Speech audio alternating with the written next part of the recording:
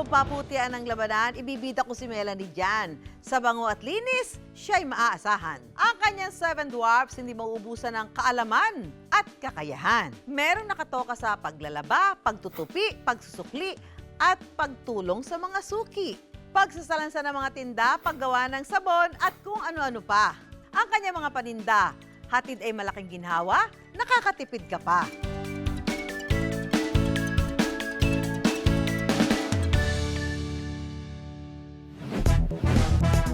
Makinang mala ATM pero hindi pera ang inilalabas. Maghuhulog lang ng barya at di man mainip. May instant sabon ka na. Ang 5 piso nyo hindi na lang candy ang mabibili dahil sa Smart Blue Box na ito, ang ilang barya, marami ng platong mahuhugasan, marami pang damit na malalabhan. 50 ml for dishwashing liquid, 40 ml for liquid detergent, and 30 ml for fabric conditioner. So lahat yon sa halagang 5 piso.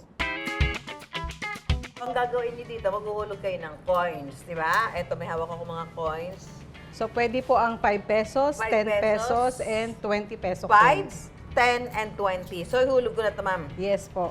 Kaya meron akong 55 Pesos. pesos. With your 55 pesos, pwede po kayo actually kahit alin dyan or lahat ng ito. Kasi bawat dispense po, bawat pindot dito ay halagang 5 piso lang.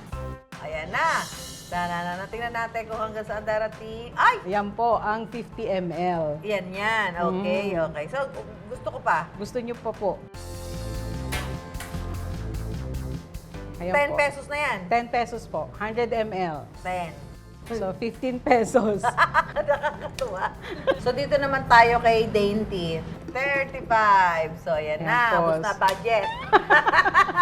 Uy, ano na to? Marami ng, mapapabangong Damit po. damit Yes. ito. Tapos ito, hanggang piyesta na yan. Hanggang piyesta na yung panghugas na yan ng plato, Yes. di ba?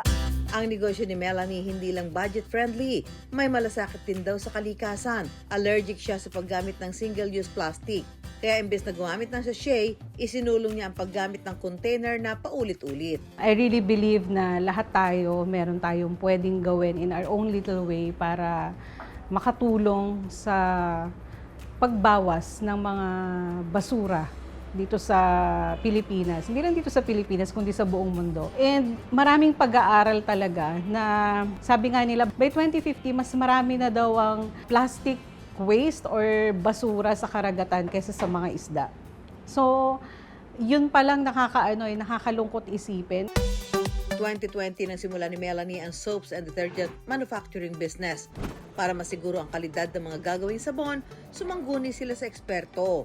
I started tapping or seeking assistance from government agencies like the Department of Science and Technology. We entered into a partnership agreement with them.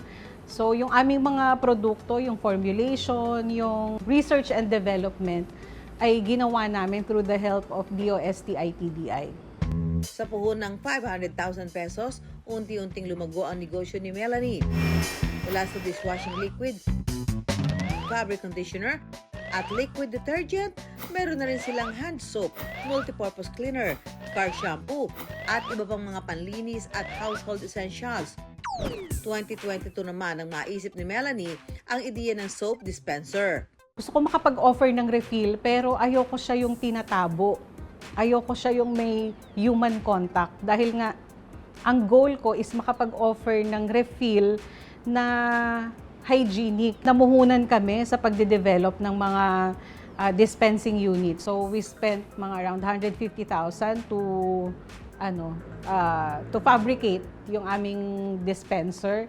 Kung hindi tingi at maramihan ang gusto nyong refill, pwede yan sa kanilang manual dispenser. Dahil ang dispensing po namin dito ay by the liter. Paano ba yan, ma'am? Paano Yes ito po. Ano po bang gusto nyo? Dishwashing liquid, fabric Dishwashing? conditioner? Dishwashing liquid. Uy, may calamansi flavor. Yes! Make sure po na malinis po yung bote na ating gagamitin.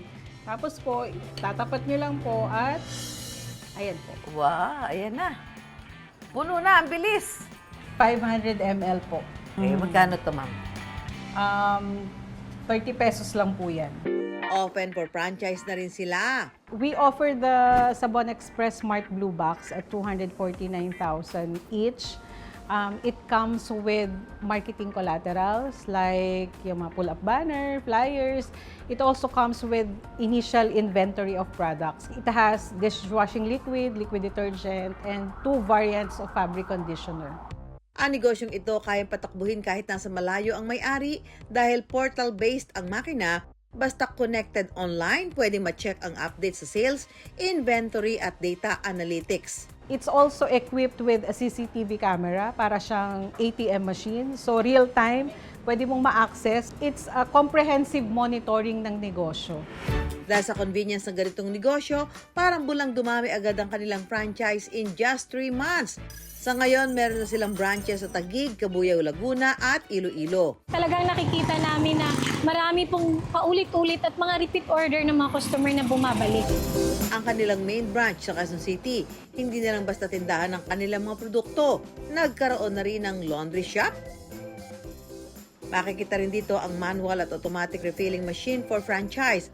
Instant product demo yarn. Yung Sabon Express, kung sa mga produkto lang, nagre-range na po ang sales namin ngayon ng mga 100,000 to 150,000. Sa laundry naman, ganon din po. Nakakatuwa po na isang pwesto lang siya, pero nakakapagnegosyo ka ng 2 klase. But wait, may ile-level up pa raw ang kanilang soap dispenser. Yung next batch namin of the Blue Box will be solar-powered na. Kasi ang iniisip namin, pwede na kaming maglagay sa mga remote areas na hindi na kailangang isaksak sa kuryente. Ang advocacy ni Melanie hindi lang magpabango ng kanyang pangalan, kundi pinaninindigan din ang kanyang mga paniniwala. Napakahalaga na you identify a problem and you try to solve that problem. And number 2, take action. Kasi napakaraming gustong magnegosyo, napakaraming nag-iisip na gusto nilang mabago yung buhay nila because of business, pero ang tagal-tagal nilang magplano at mag-isip kung ano yung gagawin nilang negosyo. Gawin mo, umpisahan mo. Kasi walang negosyong natutuloy or lumalago nang hindi inuumpisahan.